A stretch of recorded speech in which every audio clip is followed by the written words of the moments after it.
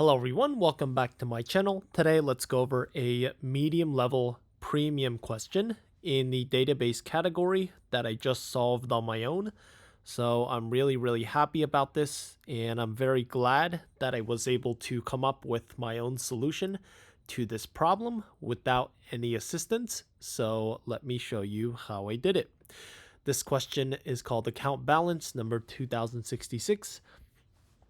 So basically, they're just asking you to reflect the aggregate sum based on deposit or withdrawal, and then based on the account ID, but in ascending order by account ID and then day. So even though obviously the transactions should be preceded by day, they're actually first preceded by account ID, and then the transaction starts at 0. Okay, so let's just go ahead and do that. Let's create a default dict of type list, because let's go over each transaction. Actually, let's create a list called current, and let's just get each row of this table and then sort it by account ID and then day. Okay, so for IT and enumerate transactions, account ID. So append the account ID, append the day, append the type,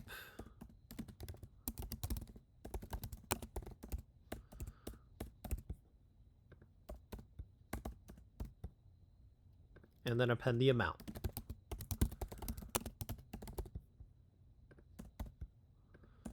Cool. And then we want to sort by the account ID. Can't type today, so the account ID and then the day. Okay, so let's print cur. Okay, cool. So now that we have that, because following these instructions, we can just go ahead and get the aggregate sum. But first, notice that the account IDs have to be accounted for. So 2, even though we're adding 4,000, we're adding it to 2. So that's actually 0 plus 7,000 is 7,000 instead of 4 plus 7,000 is 11,000 for 1. So it's important to see the account ID. And then let's just go ahead and set the initial value for each account ID. So t equal to 0. Okay, if it's not been added yet into the dictionary as a key. So now let's go over current. And then obviously the account ID is this. So first of all, we have to see if this is a deposit or a withdrawal. So if C of 2 is equal to a deposit, then we're going to be adding, right? So D of C of 0, which is going to be the transaction ID, we're going to add C of -1, which is the actual amount. Otherwise, if it's not deposit, it has to be withdrawal. So then D of C of 0, we're going to subtract C of -1. Okay, and then let's go ahead and print the C of 0, C of 1. So the account ID, the day, and then D for the balance, because we're going to see the balance for the current account ID on this day. Okay, cool. So now you can see that lines up with what we're seeing based on what we have. This is going to be changing. It's like the current point in time. So now we can go ahead and just append it to answer. C of 0, C of 1, D of C of 0.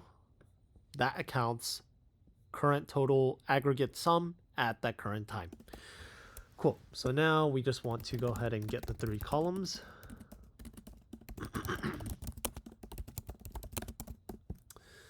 So append. So each column, and then go ahead and create an empty data frame. Set the account ID equal to 1.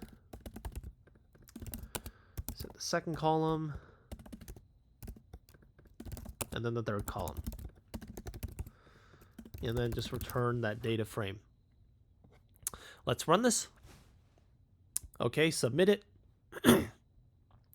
And there you go, passes all test cases. So again, I'm super glad that I was able to come up with my own solution to this question without any help and solve it completely on my own. So that's it for this video. Thank you for watching, and stay tuned for more.